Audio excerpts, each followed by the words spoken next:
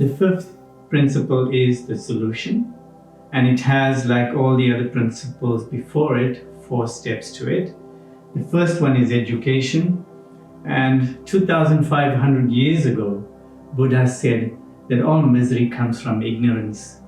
In a world of information overload today, don't you find it ironic that more than 95% of the world's population is sick from ignorance, from not knowing? So where's the truth? And that is what we investigated in the earlier videos, where we looked at the truth that flows in the blood in your veins and how it is you who produces it, but the only 4 things you must do. Education is important, yes, but I've been an information junkie for a long time. And therefore, in my book, Being Human, I talk about 4 different types of people that I've come to recognize. The first is those who don't know that they don't know, and they don't want to know. So they are, unfortunately, the masses of the planet, most of the humans on the planet. They want to just eat, drink, and be merry. And if they get sick, where's the next spoonful of medicine? Where's this magic potion that will fix up my life in one wave of the wand? And unfortunately, we know that that does not exist. It is education and learning how to be different. But these people too are souls in bodies just like we are. And when they don't want to change, it's a regret. And we say, I wish it was different. So this group of people are called the souls of the planet. So what do you do with the souls of the planet? We leave them alone. We plant the seeds. I'm a gardener. I just plant seeds in the consciousness of people. I just speak, and I'm not vested in that if you don't change, I will feel bad. So I just speak, I plant the seeds, and someday, maybe long after my life is over, perhaps the seeds will take germination and say, oh, that guy was saying something. So the souls are there. Unfortunately, they're really not going to change immediately. But then there's a category of people who know that they don't know, and they want to know. They're the seekers of the planet. What are they seeking? Obviously, we're seeking the truth. And once again, what is the truth? The truth is that which flows in the blood in your veins, and you are responsible for producing it every day. The blood never lies. So this category of people are looking for the truth, but very often I split this because there are 2 types of seekers. The first one is a complacent seeker. They read all the right books. They know all the information in the new age esoteric stuff. If they sit down amongst people, they can have an amazing conversation about crystals and pendulums and incense sticks and so on. And yet their lives really are not fantastic. And when they hear the truth about being human, about the blood that flows in their veins, and they think, wow, that's a bit too much to change. And so there I call them the complacent seekers. They will seek and seek and seek, and perhaps never find what they're looking for to be okay in this lifetime. Then there are those seekers who are seeking the truth, and when they hear this truth about the blood that flows in their veins, and that they are the custodians of this truth, they hold on to it, and they want to change. And unlike their compatriots, where they could be sitting under the tree of truth, and a branch breaks and hits them on the head, they will wake up cussing and go sit under another tree with another esoteric book. But these ones now take up their beds and walk. They know that cleanliness is next to godliness. They want internal hygiene. They want to serve as the vehicle of the souls. And those seekers then eventually become the 4th type of people, those who know that they know. They clean themselves inside. And what do you call them? They are the torch bearers. They light the light inside themselves and help others to light the lamp inside themselves too, with the wisdom that they are learning to be. And so they sit and they look and they're content and they're peaceful. And then we see so many around us and we wish it was different, especially the category of the souls, where there's so many doddering old senile sitting in front of TVs eating rubbish out of microwave ovens, dependent on medication to make it through the day, bleeding, oozing, and passing.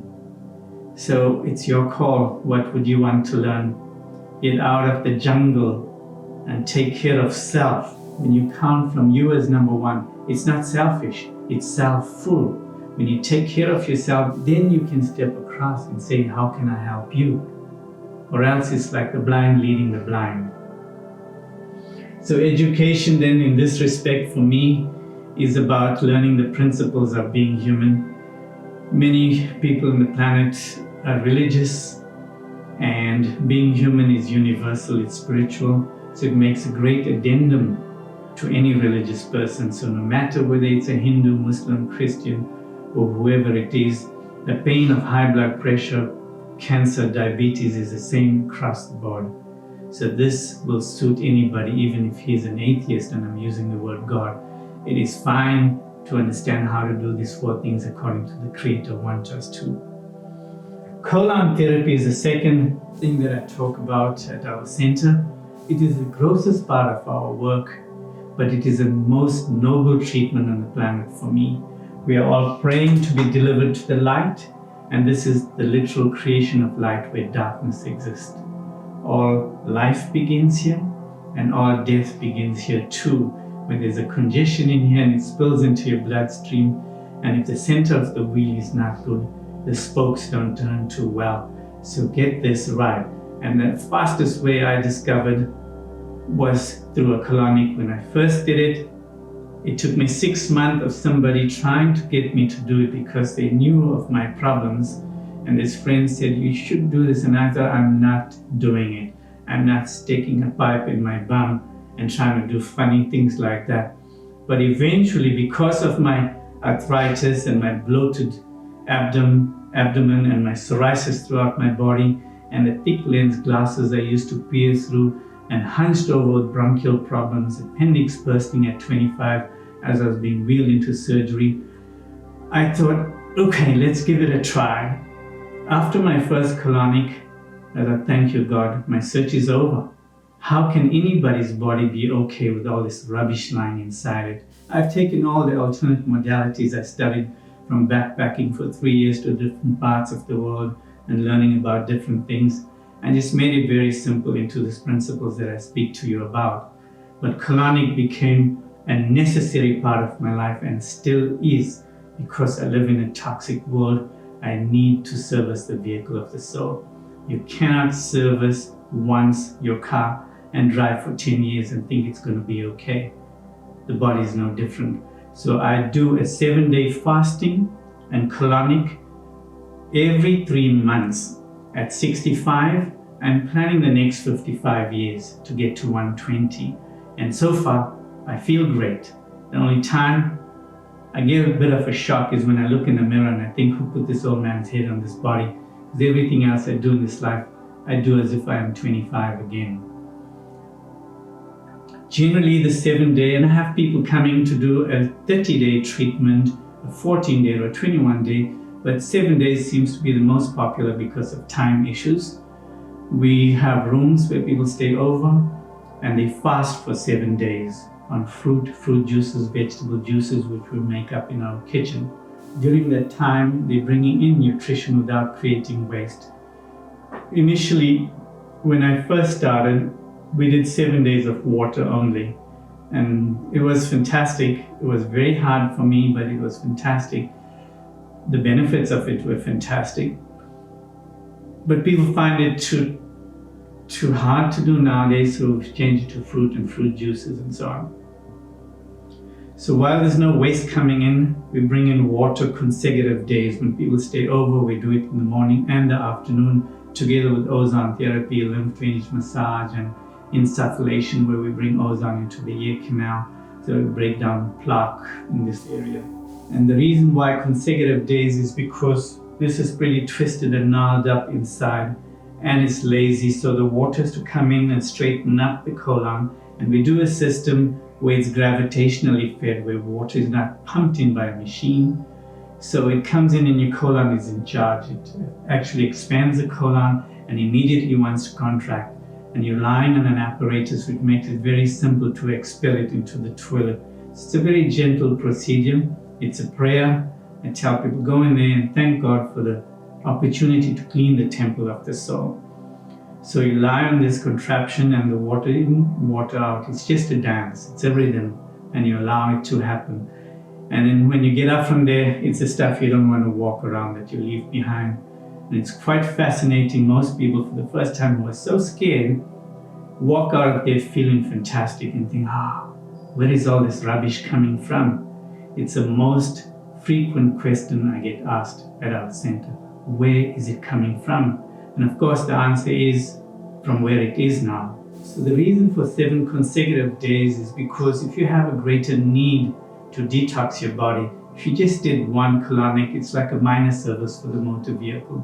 Most people need a major service. The 7 consecutive days means we can get further and further up. This is your lower digestive system, made up of your intestinal tract, your mid-digestive system, made up of your stomach, liver, gallbladder, and pancreas, and then your upper digestive system. So we take 4 days or 5 days to get rid of much of the bulk in this lower digestive system, in order to be able to now, on the 4th and the 5th night, drink some olive oil and grapefruit juice and then flush the liver. We've created space here, and now it's easier for the rubbish to exit the gallbladder and the liver. It's the last 3 days that we trap what's coming out, and we photograph it and we WhatsApp it to the people, and they get a shot of what they've been walking around. And I often tell people, you know what your pain feels like, now you can see what your pain looks like inside. It's all this toxic waste. So that's colon therapy, and how we have to now remove the rubbish from your body. The third thing is cleansing the biochemical. For that, we drink a solution of bentonite clay and psyllium husk, which has amazing properties to absorb acids and toxic waste from the circulatory system. During cleansing of the biochemical, we also recommend people drink probiotics, because after you clean up, you're cleaning out the good and the bad bacteria. So you need to replace with a good grade of probiotic. Massage and exercise is simply because what we really talk about here is bring in the good, 1, 2, 3, 4, throw out the bad, rectum, kidney, lungs, and skin, and do some exercises, because you need to create motion within the ocean in your body. The cells need to thrive on a circulatory system that's moving and working all the time. We're creatures of mobility. So exercise is very important, and massage is simply creating movement in the body through a technique that we call deep tissue lymph drainage massage. We push the waste, we absorb with the bentonite clay and psyllium husk, and we extract with colon therapy. 7 consecutive days, and flushing the liver, people generally feel like they're new. It's how come we say we help people grow younger and live longer, disease, misery, and medicine free. We make new bodies for people to live in simply by cleaning it. So here we are, you, me, and everybody else, on the center stage of our life, busy enacting the play of our lives. How's it going? Are you dancing? Are you laughing? Are you joyful? Or are you sick? Are you hobbling? Are you limping along? This is it, one life. This one, right here, right now. Maybe they are past lives, maybe they are future ones. But all I know is this one is for sure. All too soon, the curtains fall, the stage shuts down, and we're reduced to dust in the wind again.